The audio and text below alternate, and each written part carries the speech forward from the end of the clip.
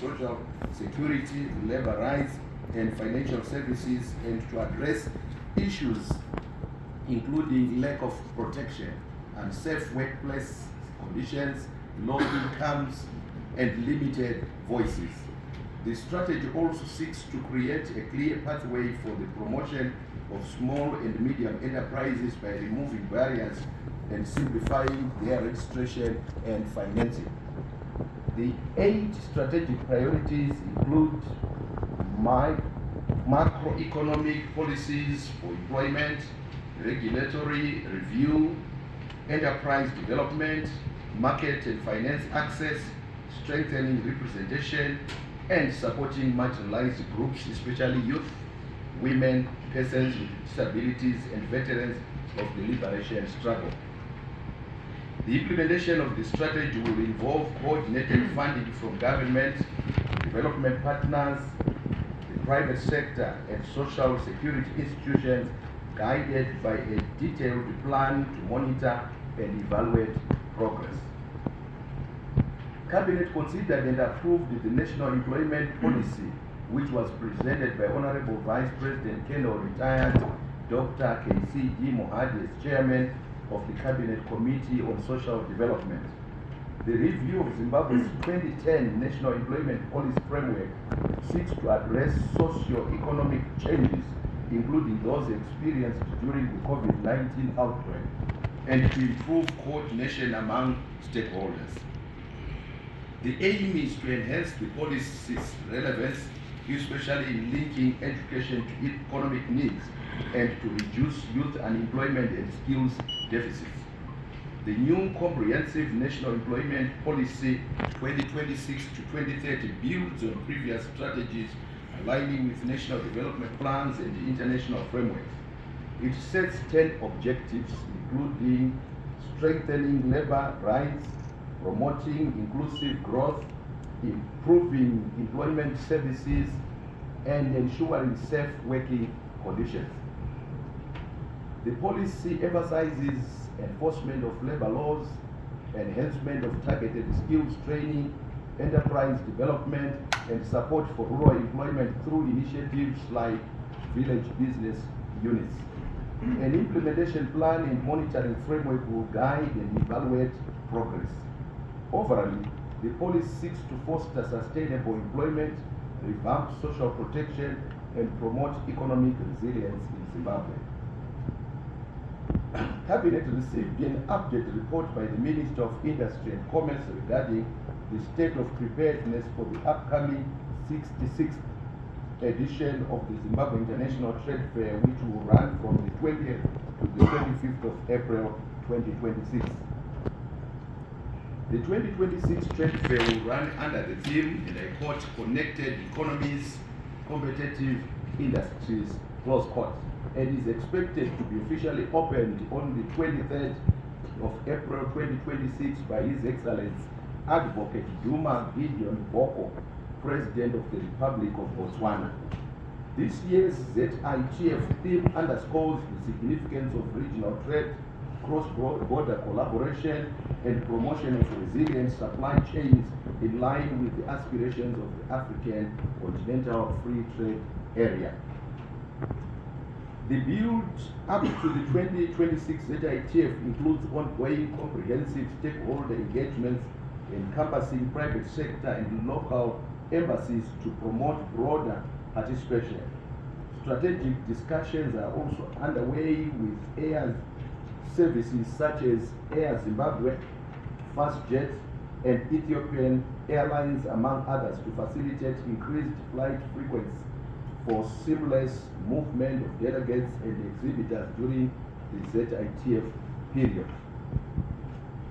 Cabinet noted that a total of 520 exhibitors have registered, surpassing the 486 who participated in 2025, with 72 exhibitors coming for the first time. A total space of 49,100 square meters, representing 93% of the total available exhibition space, has been booked. Additionally, foreign participation is positive, with more than 33 international exhibitors from 16 different countries in the region and beyond confirmed compared to the 70 recorded in 2025. Highlights of the ZITF program include various business and strategic engagements, the rural industrialization in Indaba, the Youth in Business Festival, the Welcome Cocktail, the ZITF Innovators Forum, the Connect Africa Symposium, the Diplomas Forum, and a charity golf challenge, among many others. Cabinet considered reports on priority projects for the first 100-day cycle of 2026 and presented by the Ministers of Energy and Power Development, National Housing and Social Amenities, National Security in the Office of the President, and Higher and Tertiary Education, Innovation, Science and Technology Development. Under the Infrastructure Development and Housing pillar of the National Development Strategy 2, the Minister of Energy and Power Development, Honorable July Moyo, highlighted the following achievements under his purview. Number one, construction of the 235 megawatt Zhongjin Heli Thermal Power Plant project in Hwange District, Matabeleland North Province, which has reached 50% of the targeted 75% under the current cycle. Number two, construction of the San Jinlong 210 megawatt thermal power plant in Chegutu District, Mashonaland West Province, which is currently at 45% progress. Number three, construction of thermal power in Beitbridge District, Matabeleland South Province, which has reached 90% of completion with the structural and mechanical works in progress. The fourth project, the construction of the first phase of the 20 megawatt Dinson Thermal Power Plant in Hwange District, Matabeleland North Province, has been completed. The fifth project, the following are some of the projects that are expected to be completed by the end of the cycle. The Matahlandela Government Complex LED lights retrofitting project in Bulawayo Metropolitan Province, which has reached 80% of completion. Construction of the Zendele Primary School solar project in Gwanda District, Matabeleland South Province. Construction of the Mbuya Maswa Institutions Grid Extension project in Zaka District, that's Masvingo Province. Construction of the 7.5 megawatt Eureka solar power plant in Gurue District, Mashonaland Central Province. Installation of a transformer monitoring system in all provinces of the country, and construction of the Rural Liquefied Petroleum Gas Phase 2 project and St. John's Chikwaka Biogas Digester in Goromonzi District, Mashonaland East Province. The Minister of National Housing and Social Amenities, Honorable Professor Paul Mavima, highlighted the following achievements under his purview. Number one, construction works at the Marondera Dobotombo Flats Housing Project and the Uzumba Maramba Pfungwe Mutawatawa Waiting Mothers Shelter in Mashonaland East Province are nearing completion. Number two, construction works for the Beitbridge Redevelopment Housing Project Phase 1 and the refurbishment of 34 houses close to the 46th Independence Day anniversary celebrations venue in Matabeleland South Province are nearing completion, while construction at the Makonde Heights Housing Development Project in Mashonaland West Province is underway. The Minister of State for National Security in the Office of the President and Cabinet, Honorable Lathmo Maduke, highlighted the following achievements by the Rural Infrastructure Development Agency under the Infrastructure and Housing pillar of the National Development Strategy 2. Number one, construction of one deck at Chadzire Bridge in Buhera District, Nikaland Province, has reached 40% of completion. Number two, deck protection works and guide markers at Mabori Bridge in Mberengwa District, Midlands Province, has reached 30% of completion. Number three, construction of one deck at Makungwe Bridge in Mwenezi district, Masvingo province, has reached 30% completion. In terms of the food security, climate resilience and environmental protection pillar under the National Development Strategy 2, the Minister of State for National Security, Office of the President and Cabinet highlighted that the Mtunungwe piped water scheme in Bulilima district and the Manama piped water scheme in Gwanda district, Matabeleland South province are almost complete. Regarding the science, technology, innovation, digital, human capital development pillar, the Minister of Primary and Secondary Education, Honorable Torerai Moyo, as the Acting Minister of Higher and Tertiary Education, Innovation, Science and Technology Development, highlighted the following achievements under his purview. Number 1, construction of Gwanda State University Agro Innovation Center in Matabeleland South Province. Overall progress has reached 88%.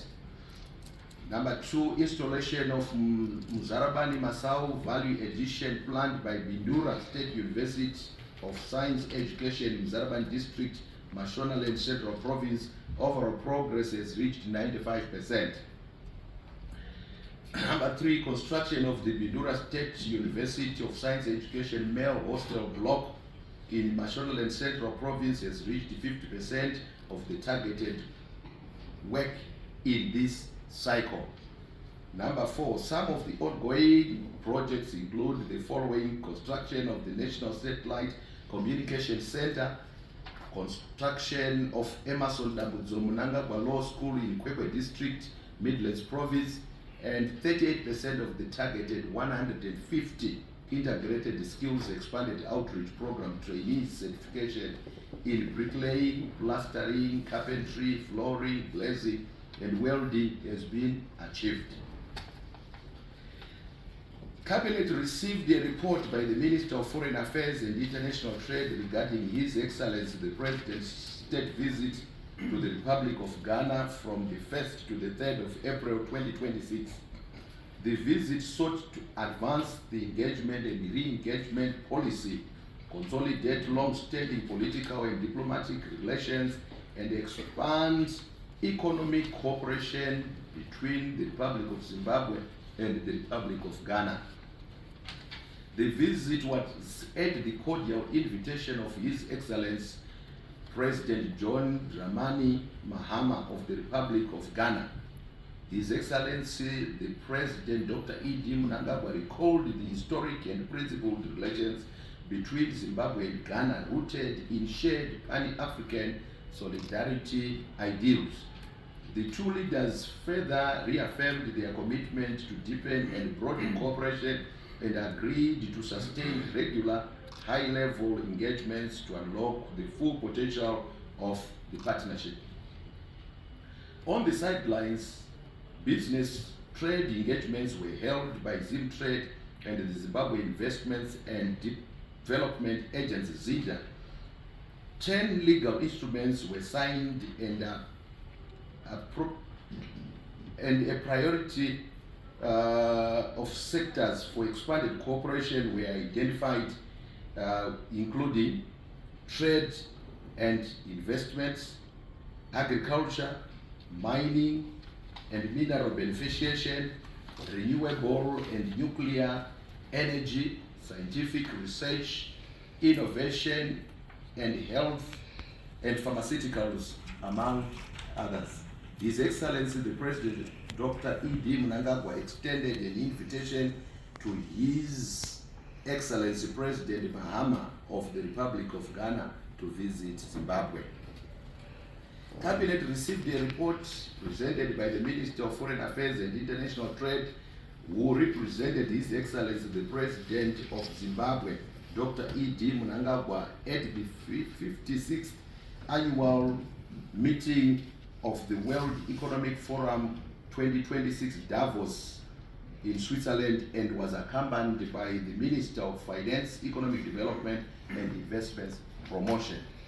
The meeting ran from the 19th to the 23rd of January 2026 and brought together high-level global leaders, including 69 heads of state, under the theme, and I quote, "A spirit of dialogue, close quote. Zimbabwe's participation was premised on its guiding principle, and I quote, Zimbabwe is open for business, close quotes.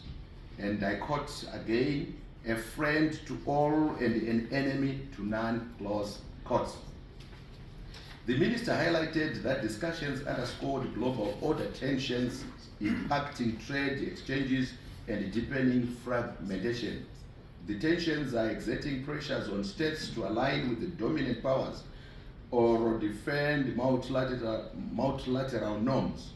Other geopolitical flashpoint highlights included the Greenland issue, the launch of the US-led, and I quote, Board of Peace, close quote, and the United States and China economic tensions. Cabinet noted that the Zimbabwe delegation held high-level strategic engagements with political and business leaders, chief executive officers, and an Indian delegation. Going forward, the country will host Zimbabwe House Pavilion at future World Economic Forum annual meetings to promote investment, branding, and high-level engagements. Cabinet received the reports on Zimbabwe's outreach to the Pacific, Caribbean states, the Solomon Islands, and the Republic of Fiji to canvass for support for Zimbabwe's candidature for a non-permanent seat on the United Nations Security Council for the term 2027 to 2028. The elections will be held on the 3rd of June 2026. In his capacity as His Excellency the President's the Special Envoy, the Minister of Foreign Affairs and International Trade informed the Cabinet that outreach team held several high-level meetings focusing on inclusive global governance and solidarity between landlocked developing countries and small island developing states facing climate-induced droughts. During deliberations, the Zimbabwe delegation reaffirmed its support for the United Nations General Assembly Resolution 78/319 UNGA on sea level rise. In line with the NDS 2 pillar on promoting peace and secure international environment for Zimbabwe's development, the outreach successfully secured political support for Zimbabwe's candidature from the Solomon Islands, Tonga, and the Caribbean states, and cemented relations through signing of joint communiques. Finally, Cabinet expressed its deepest condolences following the report by the Minister of Transport and Infrastructural Development, Honorable Felix Mona, on the tragic loss of 6 Mujuru family members in a road traffic accident on Thursday, the 2nd of April 2026. Cabinet also expressed the concern over the circulation of road accident scenes on social media platforms and strongly discourages the public from engaging in such actions. In that regard, Cabinet warns the public that appropriate measures will be taken against anyone found responsible for such conduct. I thank you. Thank you, Chief Secretary. I directed the first question from Olin Dori to Professor Morwina. Thank you, Chairperson. Our Chairperson. It's indeed true that His Excellency the President, Dr. Idi Mnangagwa, sent his Foreign Minister as a special envoy to the Pacific region, as well as to the Caribbean region. First of all, just to say that there are 193 countries of the United Nations, and His Excellency Simant, or the doctrine, is leaving no one and no place behind. and that there are no small or big states. In order to fulfill this objective, His Excellency found it important that we go to those countries that are normally regarded as small to solicit for Zimbabwe support. And yes, we went to the Pacific, to Tonga, to Solomon Islands, to Fiji, and also saw the Pacific Forum, which is like their SADC there. And we received very good support in written form, in words, and encouraged as such. Using the same logic, we went, His Excellency sent his special envoy, the Minister of Foreign Affairs and International Trade, the Caribbean. And in the Caribbean, and you know that the Caribbean is the sixth region of the African Union, but these are also small island states, the so-called seas. So His Excellency sent me with my delegation to Guyana, Jamaica, to Barbados, to St. Kitts and Nevis, to St. Lucia, and to Dominican Republic, with the same message of soliciting for support. But while we were soliciting for support, we were also strengthening bilateral South-South cooperation, opening new diplomatic frontiers for Zimbabwe, so that we also relate at bilateral level. So we were able to positively show Zimbabwe as a stable, reliable partner for peace, for global peace. And indeed, we received a lot of support. And just to sum it up so that you understand what His Excellency's strategy is. First of all, we are an African Union endorsed candidate of 55 countries. So having gone to the African Union in February and having been reassured of the African Union support, His Excellency went to the Pacific leg and also went to the Caribbean leg. And after that, there was a meeting in Malabo, Equatorial Guinea, of the Africa, Pacific, and the Caribbean states, where we went and consolidated the message. So Zimbabwe was given a special slot in Malabo to talk about the support, which we received, and we are very humbled that we received a lot of written support for this. And as part of the strategy, so that people see Zimbabwe indeed by touching its soil and breathing its air and seeing its animals and vegetation, as well as seeing the peace. One of the strategies is to bring representatives from all over the world who are represented at the United Nations to come to this country, to come to Zimbabwe. And they will be arriving this week. This is part of the whole same story of the United Nations campaign. And we are going to show them several strategic places, basically demonstrating the reliability, the peacefulness, and the stability of Zimbabwe, and that Zimbabwe is ready to contribute to global peace and be regarded, and indeed is, a reliable and stable partner when it comes to issues of peace, a peaceful world for Zimbabwe's development. So this is a summary of our campaign. We are confident of a lot of support, which we are already receiving, but we are still going to work, and we are still working, moving all over the world, making sure that Zimbabwe is visible. But while we are doing all this, we are opening new markets for Zimbabwe, as well as markets for those countries in Zimbabwe that relate with us. So it's a whole combined strategy of Zimbabwe's outreach to the world, His Excellency the President, Dr. E.D. Mnangagwa, is saying in the Second Republic, Zimbabwe is integrating into the global economy. Zimbabwe is ready to provide all the necessary support that it can give to world peace for development. I thank you.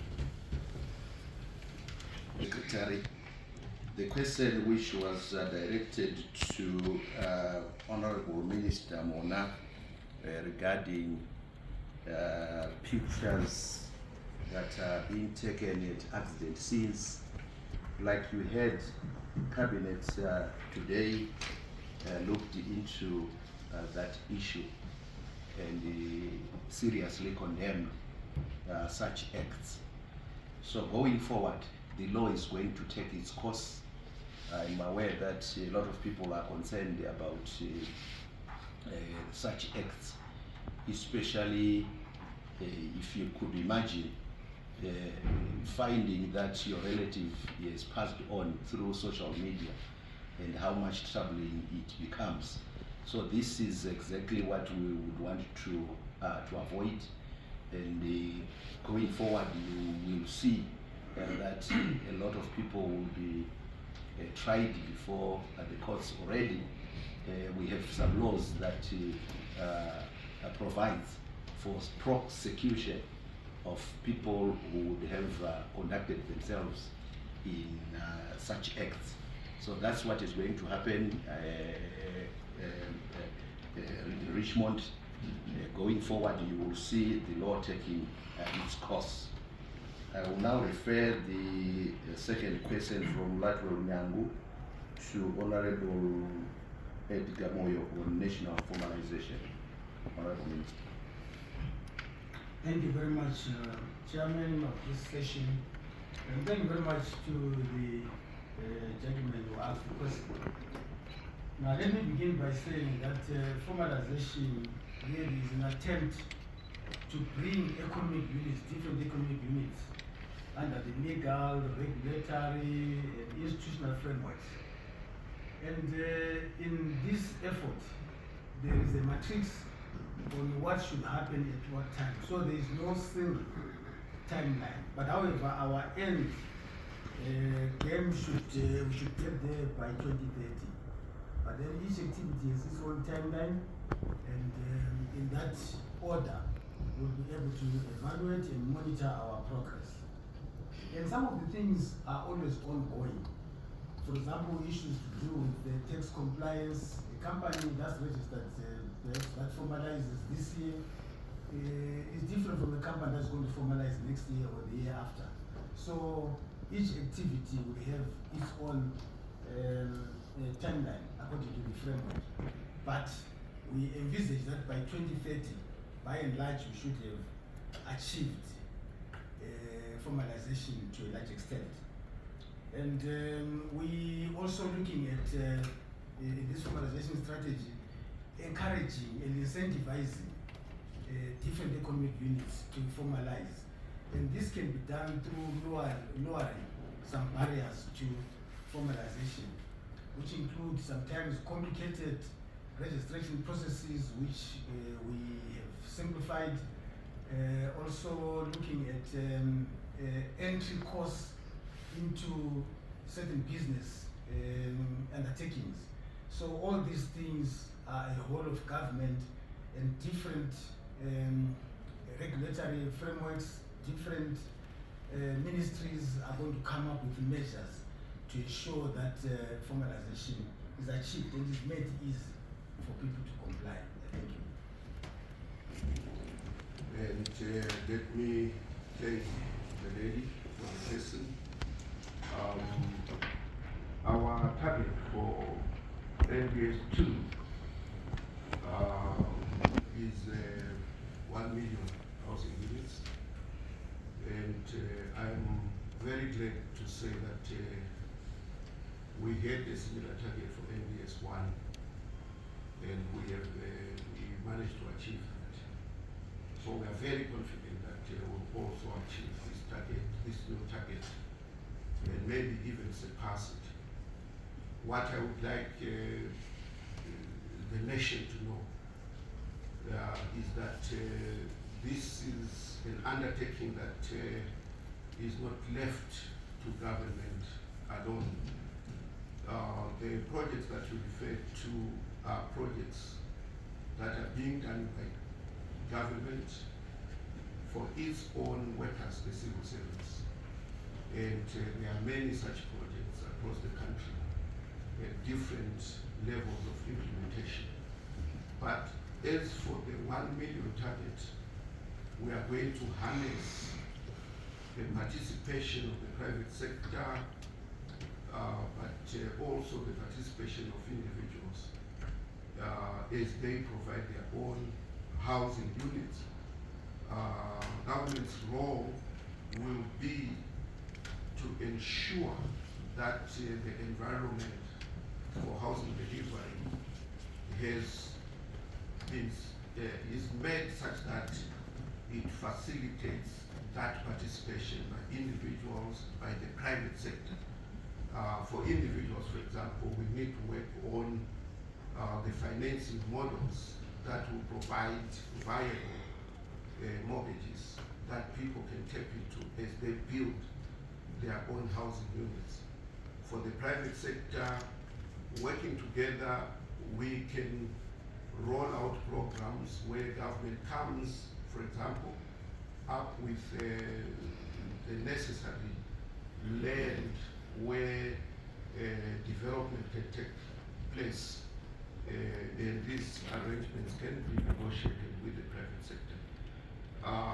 We will also make sure, and this was discussed extensively in Cabinet today, we will also make sure that our building bylaws are made such that they promote the adoption of new technologies, new building technologies that will make the whole process more efficient so that we can expedite the delivery of housing units that we need. Of course, taking into consideration things like resilience of the units that we will provide, taking into consideration issues related to climate change, but making sure that we have preserved our land, maybe desertification will be promoted. The ultimate goal is for Zimbabwe, that is going to be climate friendly, conserve on land, but also make sure that we have an efficient and effective housing delivery mechanism. That will be the aim of looking and reviewing on our building bylaws for the nation, I think.